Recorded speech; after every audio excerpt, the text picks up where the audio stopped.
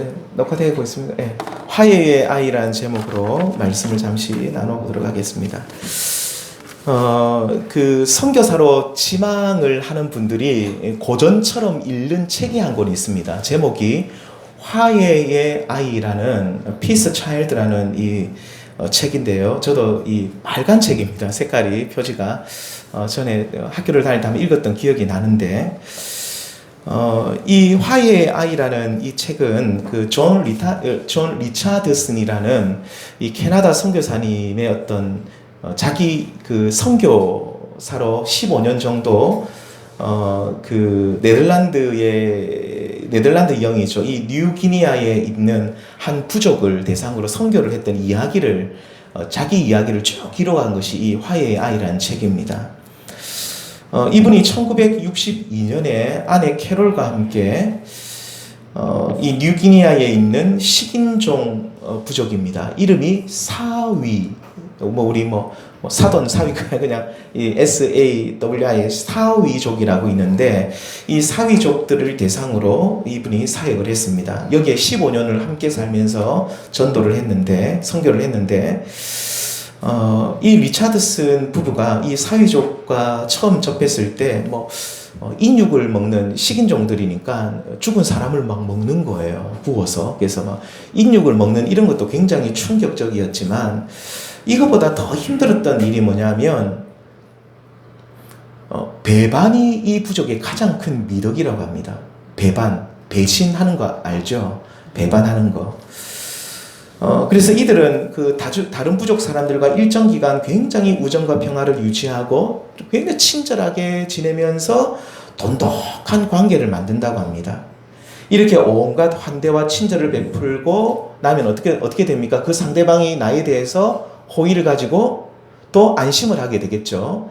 자, 그리고 어느 순간 시간이 딱 지나서 이 사람들이 나를 이제 믿는다 싶으면 어떻게 하냐면 배신의 칼을 휘둘려서 상대방을 잔인하게 죽인다고 합니다. 그 죽인 그 사람을 이제 먹는 거죠. 인육을 취해서 먹고 또 그러면 그 사람은 그 사위족 안에서 굉장히 영웅 대접을 받는답니다. 와, 당신은 이렇게 배신을 해가지고 한 사람을 죽여서 데리고 왔다면서 막 사람들이 얼마나 이 사람을 영웅 대접하는지. 그러니까 이 사위족에는 이 배신의 문화가 문화처럼 깊이 뿌리 토착화가 되고 있었습니다.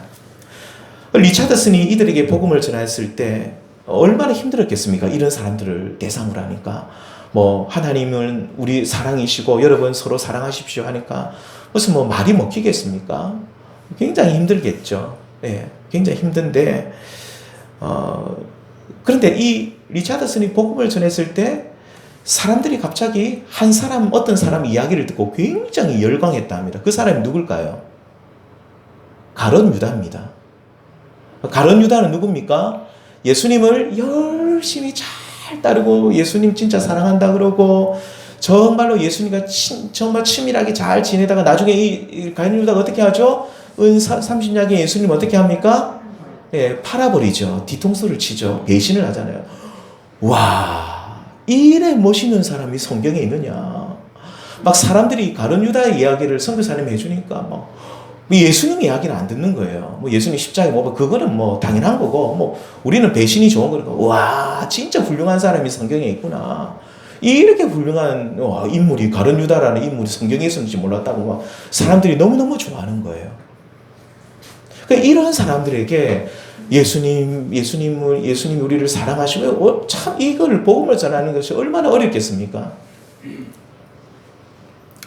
이렇게 서로에게 호의를 베푸는 척하면서 칼을 들어 배반하는 배신의 문화가 미덕으로 자리 잡고 있는 사위족 사람들. 다른 부족과의 그래서 관계에서도 늘 뭡니까? 끊임없는 피해 복수. 그러니까 이 사람들이 배반했으면 그 상대방도 어떻게 했겠습니까? 두고 봐라. 예를 들면 네가 우리 아버지 죽였지. 네 거리 가만 안 둘 거다. 그러면 또 이 사람 또 어떻게 할까요? 당연히 잘해주는 척하다가 나중에 이 사람 죽여버리는 거예요. 그러니까 이 사람을 칼로 죽이니까 또 이 사람을 칼로 죽이고 또 칼로 죽이고 계속해서 피비린내 나는 그런 전쟁과 싸움이 그 사위족 부족 안에서 사회적 부족이 굉장히 큰 부족인데 그 안에는 여러 또 이 분파들이 있는데 그 사람들끼리 막 서로 막 죽이고 죽이는 피비린내 나는 싸움과 전쟁과 하여튼 막 그런 것들이 있었습니다.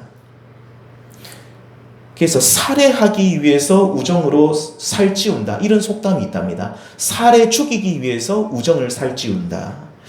자, 이렇게 배신하는 문화를 권장하고 있는 그리고 이를 훌륭한 삶의 지혜라고 여기는 사회적 사람들에게 어떻게 복음을 전할 것인가. 이 리차드슨 부부는, 이 선교사님 부부는 고민했고, 자, 그러던 중에 이 그들의 문화 속에 복음을 전할 수 있는 한 가지 접점을 발견했습니다. 아, 이거를 이용해서 예수님을 전하면 되겠다라는 것이 한 가지 있었는데, 그것이 바로 뭐냐면 사회적 문화 안에 있는 화해의 아이라는 그런 문화, 화해의 아이라는 문화, 피스 차일드라는 문화가 있는데, 그러니까 이게 뭐냐면 배반과 복수 그리고 전쟁으로 이어지는 악순환의 고리를 끊는 어떤 관습이 하나 있었어요. 그게 무슨 말이냐면 이 사회적 안에 예를 들면 이 A라는 그 집안과 B라는 집안이 너무너무 심하게 싸우는 거예요. 예를 들면 A라는 이 집안이 B라는 뭐 사람에게 먼저 배신을 때렸는데, 배신을 해가지고 죽여서 인육을 먹었는데, 이 B라는 사람이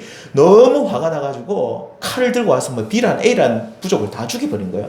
A라는 부족이 또 남은 사람들이 또 B라는 부족을 다 죽여버린 거예요. 그러니까 이제 완전 씨가 마를 정도로 이게 막 너무 심해지면 너무너무 막 이 부족 안에 이 두 가문이 완전 다 사라질 위기가 되면 안 되겠다 싶어가지고 이 A라는 집안의 이 부족장이죠. 여기도 부족장이 있습니다. 여기 있는 부족장이 A라는 부족장이 나오고 B라는 부족장이 나와가지고, 자, 우리가 이렇게 하면 너희 집안, 너희 부족하고 우리 부족하고 완전히 다 씨가 말라버리고 아무도 없을 거다. 자, 그러면 우리가 화해의 아이를 데려오자 라고 한다는 겁니다. 화해의 아이가 어떤 거냐면 A 부족의 부족장의 막내 아들을 데리고 오는 거예요. 또 B 부족장은 자기의 막내 아들을 데리고 오는 거예요. 그래서 쌍방 교환을 하는 겁니다. A라는 부족장의 이 막내 아들을 누구에게 보냅니까? B라는 부족에게 보내고, B라는 부족장의 막내 아들을 누구에게 보낸가요? A라는 부족에 보내는 겁니다. 그래서 이 서로가 서로를 공격하지 못하게 하는데, 이렇게 양자로 준 그 아들을 양자로 이제 데려왔잖아요. B 부족장의 막내 아들을 A라는 부족에서 데리고 왔잖아요. 이 양자로 데려온 이 아들의 이름이 뭐냐면 화해의 아이, 피스 차일드입니다. 화해의 아이로 말미암아 두 부족 간의 불신과 두려움과 그 공포가 사라지고 드디어 평화가 찾아오는 것이지요. 평화가 찾아오는 겁니다. 이 화해의 아이를 서로 보내면 이제 두 부족은 이제 평화가 되는 겁니다. 리차드슨 선교사님 부부는 이 사회적 사람들에게 예수님을 누구로 소개했겠습니까? 예수님이 우리의 화해의 아이가 되신다라고 이렇게 설교를 한 거예요. 하나님께서 당신의 독생자 외아들 예수님을 화해의 아이로 우리에게 보내셨는데, 그 예수를 화해의 아이로 너희들이 받아들이고 영접하고 믿으면 너희들이 하나님과 화평하게 된다라고, 너희들이 하나님과 평화를 누리게 된다라고 그렇게 설교를 하게 되는 것이죠. 오늘 본문 1절에도 보시면 우리는 화해의 아이로 이 땅에 오신 예수님을 통해서 화평을 누리게 되었다라고 말씀합니다. 1절 말씀 다시 한번 읽어보겠습니다. 시작. 그러므로 우리가 믿음으로 의롭다 하심을 받았으니 우리 주 예수 그리스도로 말미암아 하나님과 뭐를 누리자요? 화평을 누리자. 우리 주 예수 그리스도로 말미암아 하나님과 뭐를 누린다고요? 화평, 평화를, 피스를 누린다.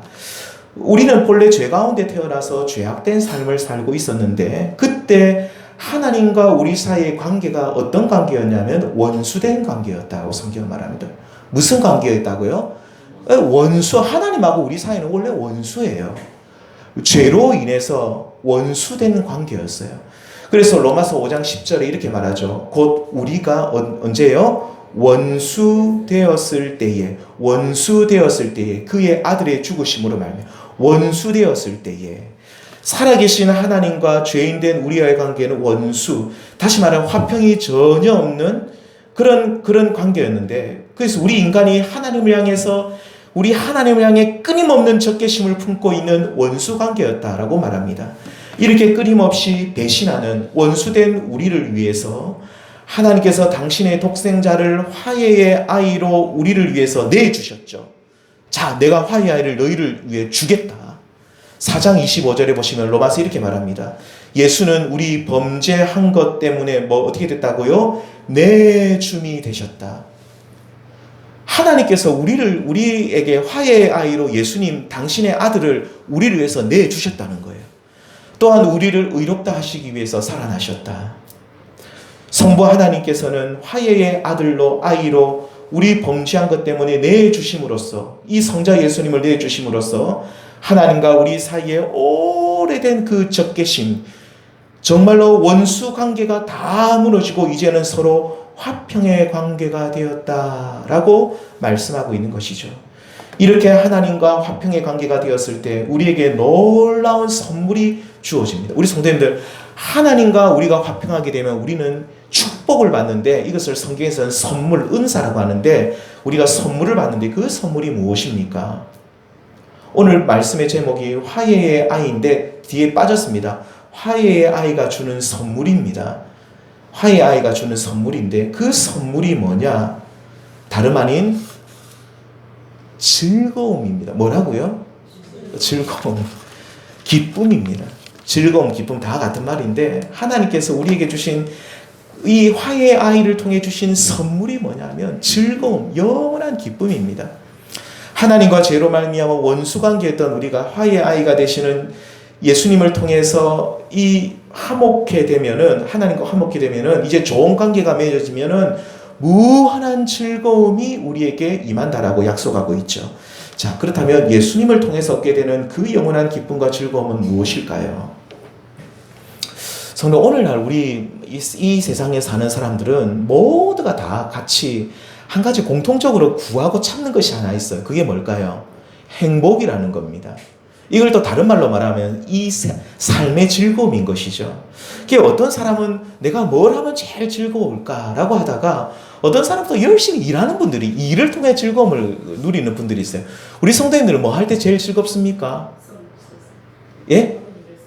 예, 모든 일을 또 성취하고 또 그렇게 했을 때, 또 어떤 분들은 우리는 취미 생활 할 때 즐겁다. 그래서 어떤 분들은 일할 때는 너무 괴롭다 그러고 자기가 6일 동안 열심히 일하다가 하루 그 쉬는 날, 자기가 예를 들면 낚시를 좋아한다, 골프를 좋아한다든지 운동을 좋아하면 그 자기가 즐기는 걸 위해서 또 고통을 참아가면서 그 즐거움을 위해서 또 열심히 일을 하죠. 그러니까 이 모든 사람들이 일 자체가 즐겁든지 간에, 또 내가 취미 생활이 즐겁든지 간에 중요한 것이 그게 아니라, 모든 사람들은 우리 속에 뭘 구하고 있냐면 인생의 행복, 즐거움을 구하고 있죠. 자, 그런데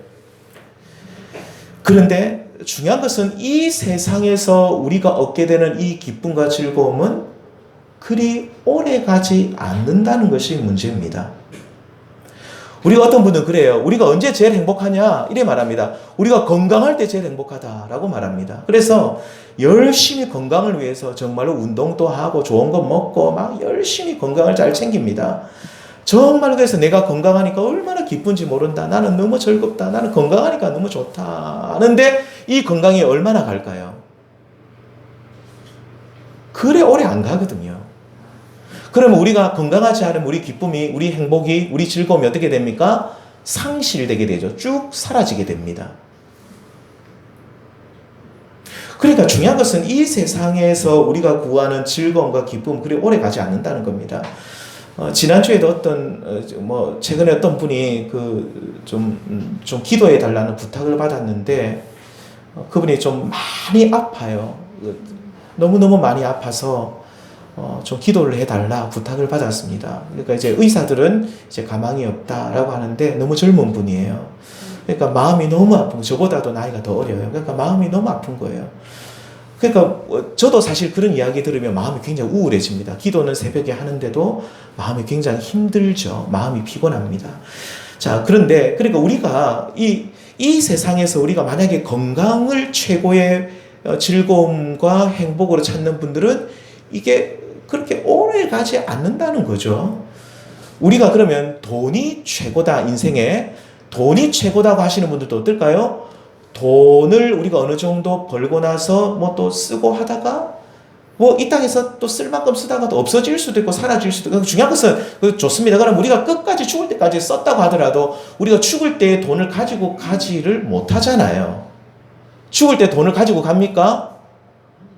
죽을 때 돈을 가지고, 여보 밖에 누구 있는데 좀 나와 들어오시라. 우리가 돈을 가지고 갑니까? 못 가지고 갑니까? 돈을 가지고 가지 못하는 것이 또 문제라는 거죠. 그러니까 우리가 이 세상에서 가지는 모든 것은 일시적이고 잠시뿐이고 또 뭘까요? 모든 것이 제한적입니다. 상황이 조금만 나빠도 즐겁지 않죠. 자, 그렇지만 하나님이 그 아들이 누구라 했습니까? 예수님이 어떤 분이랬죠? 화해의 아이를 통해서 주시는 그 즐거움은 어떤 것입니까? 영원합니다. 영원합니다. 영원한 즐거움입니다. 절대 누가 빼앗아 갈 수도 없고 사라지지도 않고 내 상황이 나빠진다고 해서 갑자기 없어지지도 않는 영원한 즐거움을 하나님이 우리에게, 이 영구한 즐거움을 우리에게 주신다는 것이죠. 자, 그렇다면 화해의 아이를 통해서 주시는 선물, 그 즐거움이 어떤 것인가? 오늘 두 가지로 잠시 말씀을 나누고 마치도록 하겠습니다. 자, 첫 번째입니다. 화해의 아이가 되시는 예수님을 통해서 뭘요? 하나님의 영광을 바라고 즐거워하게 됩니다. 화해의 아이가 되시는 예수님을 통해 하나님의 영광을 바라고 즐거워한다. 이게 무슨 말일까요? 로마서 5장 2절에 보시면 이런 말씀이 있습니다. 또한 그로 말미암아 우리가 믿음으로 서 있는 이 은혜에 들어감을 얻었으며, 보십시오. 하나님의 영광을 바라고 어떻게 한다고요? 즐거워하느니라. 우리가 하나님의 영광을 바라고 너무나도 기뻐하고 즐거워한다고 말하고 있어요.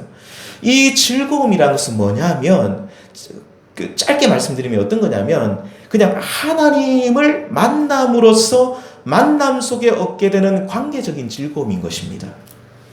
인간은 원래 하나님과 사귀며 살도록 창조되었습니다. 물고기가 물을 떠나야 살 수 없듯이 우리 인간은 하나님을 떠나며 사실은 살 수 없는 존재였는데, 그래서 우리가 다시 하나님께로 돌아가서 그 하나님을 만나게 되면은 우리가 그 하나님을 만나게 되면 우리 속에 우리가 이 세상에 줄 수 없는 그 영원한 그 즐거움이 우리 속에 회복이 된다는 것이죠.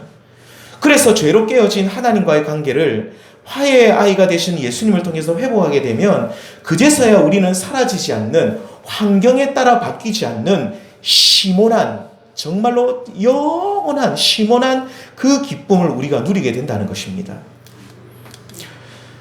시편 43편 4절에 보시면 이런 말씀이 있습니다. 그런즉 내가 하나님의 제단에 나아가 나의 큰 기쁨의 하나님께 이르리이다. 나의 큰 기쁨의 하나님. 전에 우리 그 개역 성경에서는 어떻게 적냐면 나의 극락의 하나님께 이르리이다. 극락이라는 게 뭡니까? 최고의 기쁨. 이 세상이 줄 수 없는 최고의 기쁨의 하나님께 이르리이다. 다른 번역본에는 이렇게 말합니다. 나를 기쁘시게 하는 하나님께 이르리이다. 또 다른 번역본에는 저의 기쁨과 즐거움이신 하나님께 나아가리이다. 우리 성도님들, 우리는 이 하나님은 어떤 분이시냐면 큰 기쁨의 하나님이십니다. 그러니까 우리가 하나님을 만나면 이 세상이 줄 수 없는 극락을, 그러니까 최고의 기쁨을 우리 하나님을 통해 우리가 얻을 수 있다라고 약속하고 있죠. 죄에 빠져 이 세상에 허우적거리던 인간들이 살아계신 하나님을 만나서 그분하고 우리 하나님하고 교제를 하게 되면, 사귀게 되면 사라지지 않는 이 참된 즐거움이 우리 가운데 있게 된다라고 약속을 해주고 있습니다. 우리 사랑하는 성도님들, 나를 기쁘시게 하시는 하나님, 나의 기쁨과 즐거움이신 하나님께로 우리가 다 함께 나아갈 수 있기를 원합니다. 이 험악한 세상에서 참된 기쁨이 어디에 있을까라고 우리 찬송으로 부르죠. 이 험난한 세상에서 참된 기쁨이 어디에 있을까? 우리는 날마다 그 기쁨을 찾고 그 즐거움을 찾지만, 앞에서 말씀드렸지만 우리가 열심히 돈을 벌어보고 열심히 일을 해보고 또 우리가 좋아하는 취미생활도 열심히 즐겨보지만, 또 우리가 건강을 위해서 최선을 다하지만 모든 우리 앞에 있는 이 즐거움들이 잠시 있다가 다 사라져 버리는 거예요. 자, 그런데 그 그 잠시뿐인 그 이 세상의 즐거움 속에서 어느 날 우리가 하나님을 만났는데, 화해의 아이가 되시는 예수님을 믿음을 통해서 하나님과의 관계가 회복되었는데, 놀라운 사실이 어떻게 될까요? 그 하나님을 만났더니 우리가 큰 기쁨을 얻게 되었다. 참된 기쁨, 사라지지 않는 기쁨을 얻게 되었다라고 우리에게 말씀해 주고 있는 것입니다.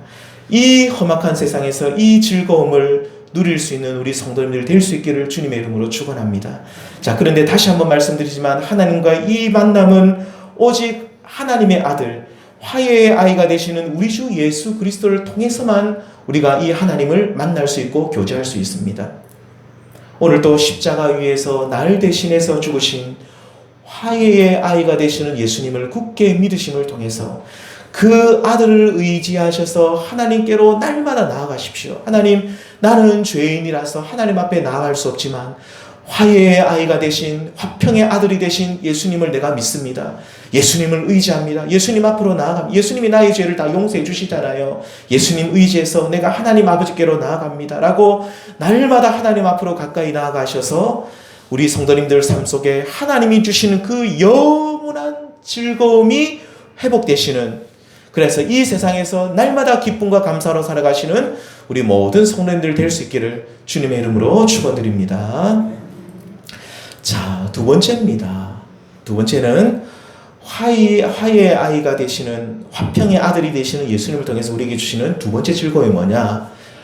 두 번째 즐거움은 환난 중에도 즐거워하는 것입니다. 어떻게 해요? 환난 중에도 즐거워하는 것.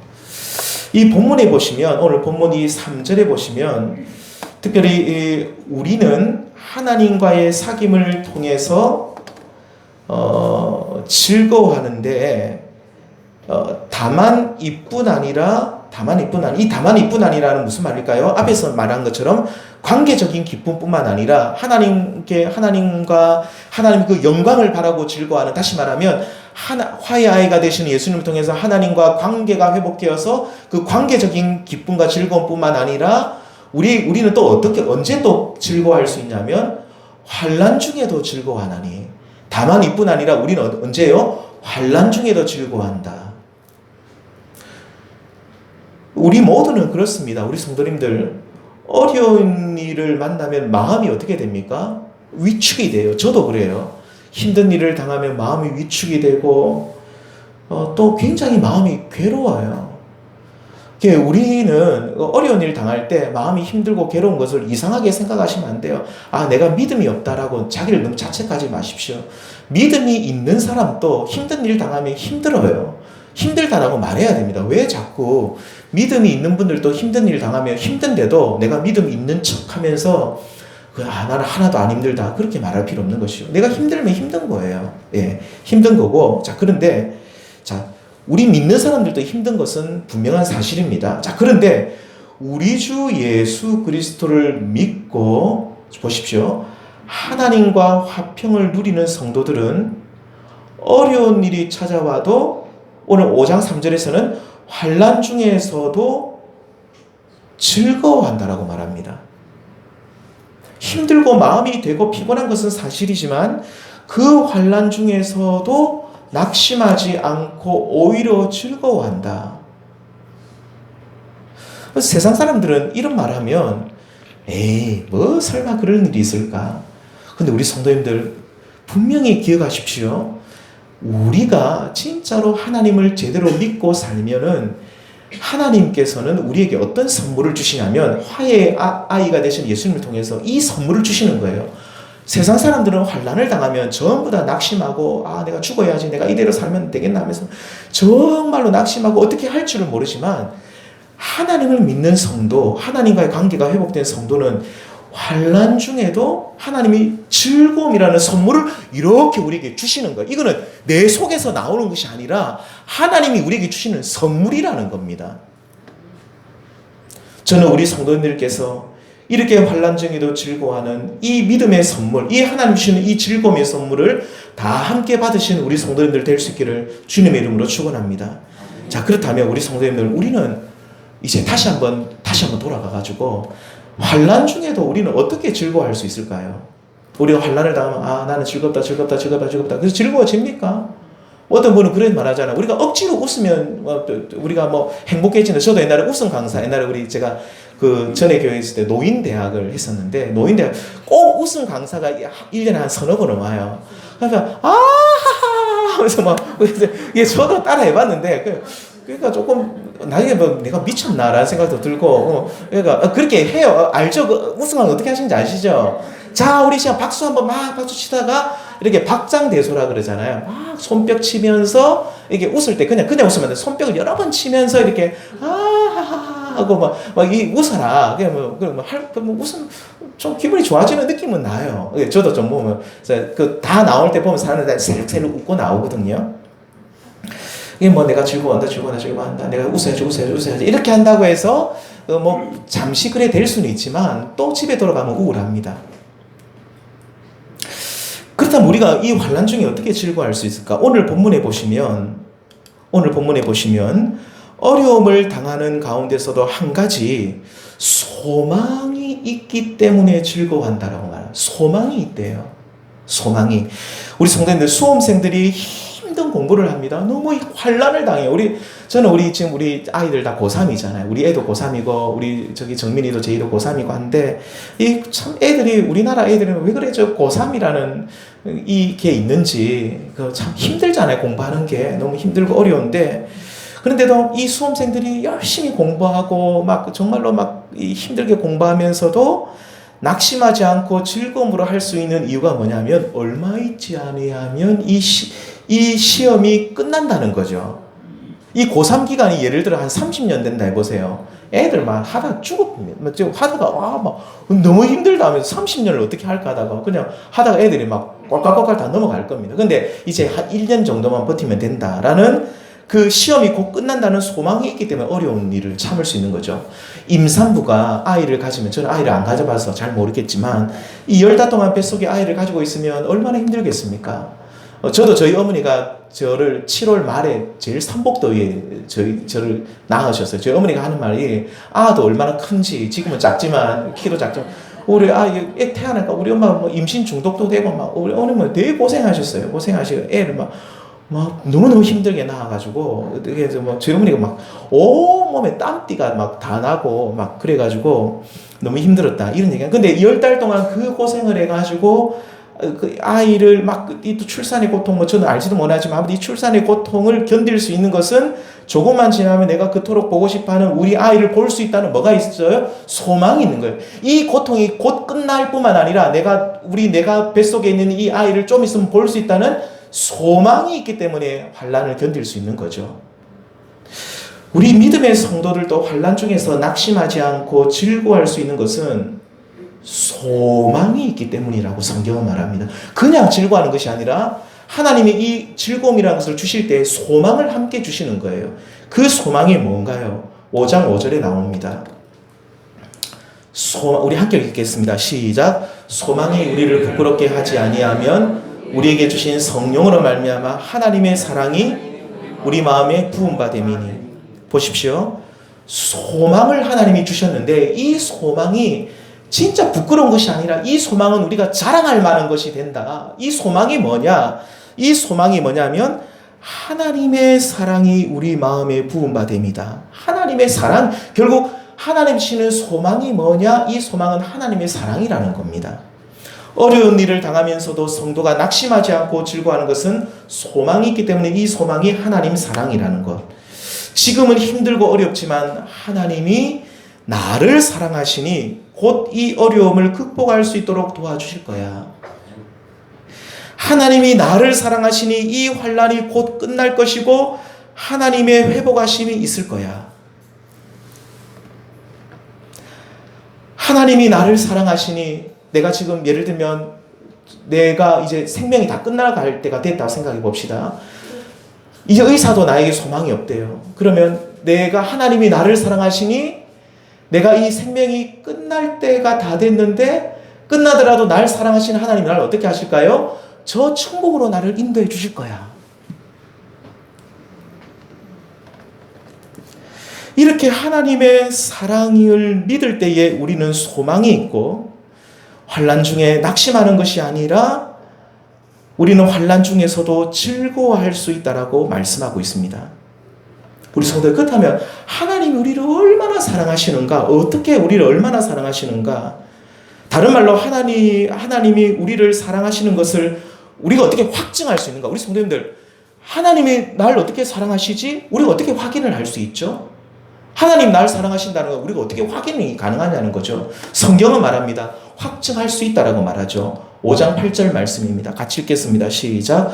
우리가 아직 죄인 되었을 때에 그리스도께서 우리를 위하여 죽으심으로 하나님께서 우리에게 대한 자기의 사랑을 확증하셨네. 하나님이 우리를 사랑하시는 것을 어떻게 압니까?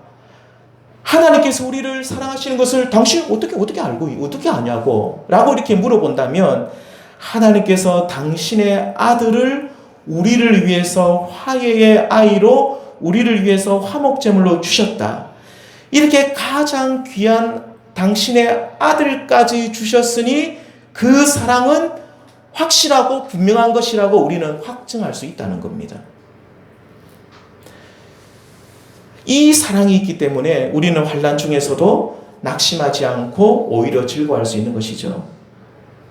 우리 성도님들, 이 말씀만 읽고 우리가 이제 마치도록 하겠습니다. 8장 32절입니다. 함께 읽습니다. 시작. 자기 아들을 아끼지 아니하시고 우리 모든 사람을 위하여 내주시니가 어찌 그 아들과 함께 모든 것을 우리에게 주시지 아니하겠느냐. 어찌 그 아들과 함께 모든 것을 우리에게 주시지 않겠느냐. 우리 성도님들, 어떤 부모님이 우리 성도님, 우리를 사랑하는 거 알고 계시죠?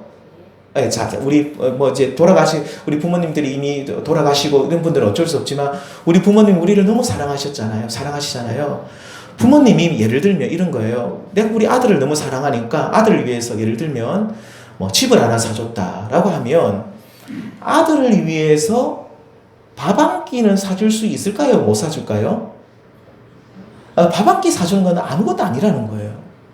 내가 아들을 위해서 내 생명도 줄 수 있다라고 한다면 아들을 위해 가지고 저 마트 가가지고 음료수 하나 사준 거는 할 수 있을까요? 없을까요? 당연히 할 수 있죠. 그러니까 지금 이 말씀은 어떤 뜻이냐면 하나님이 우리를 사랑하셔서 그 아들을 주셨다라고 한다면 그 아들은 누구냐면 가장 귀한 거예요. 하나님 자기 자신인 거예요. 우리 성도님들에게 자녀는 내 생명보다 더 귀할 수 있잖아요. 그러니까 하나님께서도 마찬가지입니다.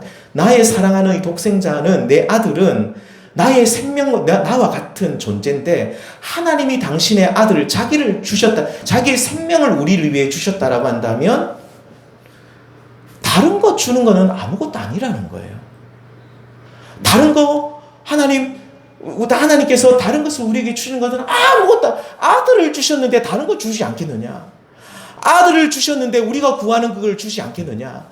내가 가장 사랑하고 아끼는 아들을 내가 너희를 위해 주었는데 너희들의 환난 중에 나에게 도움을 구할 때 내가 도와주지 않겠느냐? 뭡니까? 당연히 도와준다는 겁니다. 어찌 그 아들과 함께 모든 것을 우리에게 주시지 않겠느냐? 우리 모든 사람을 위해 아들도 아끼지 아니하시고 우리를 위해서 내주신 우리 하나님이 어찌 그 아들과 함께 환난 중에서 그 공간 중에 있는 성도가 구하는 그 모든 것을 우리에게 주시지 않겠느냐? 당연히 준다는 겁니다. 저는 이 말씀을 너무 사랑합니다. 그 아들과 함께 주시지 않겠느냐? 저는 기도할 때마다 그렇게 기도합니다. 하나님은 당신의 아들도 우리에게 주셨는데 하나님, 이거는 아무것도 아니지 않습니까? 아들과 함께 아들을 주셨으면 이것도 우리에게 주실 수 있겠죠. 하나님, 이것도 우리에게 허락해 주십시오. 내가 하나님의 사랑을 믿습니다 라고 하나님의 사랑을 확신하고 그 아들과 함께 이것도 우리에게 주십시오 라고 하나님 앞에 기도를 할 수 있다는 것이죠. 우리 성도님들, 우리가 환난 중에도 낙심하지 않고 즐거워할 수 있는 것은 환난 중에 있는 우리를 위해서 모든 것을 은사로 선물로 주시는 하나님의 사랑이 우리 앞에 있기 때문입니다. 아들을 주시기까지 우리를 사랑하시고 그뿐 아니라 환난 중에서도 우리가 구하는 그 모든 것을 다 허락하시는 그 큰 하나님의 사랑이 우리 앞에 있기 때문에, 그 사랑이 또 우리의 소망이 되기 때문에 우리는 환난 중에도 결코 낙심하거나 쓰러지지 않는다는 것이죠. 오히려 환난 중에도 즐거워하고 기뻐하며 살아갈 수가 있게 된다는 것입니다. 사랑하는 성도님들, 하나님의 사랑을 믿으십시오. 하나님의 사랑을 믿으십시오. 우리가 환난 중에 있을 때에 하나님의 사랑 외에는 소망이 없습니다. 하나님의 사랑을 굳게 의지하십시오.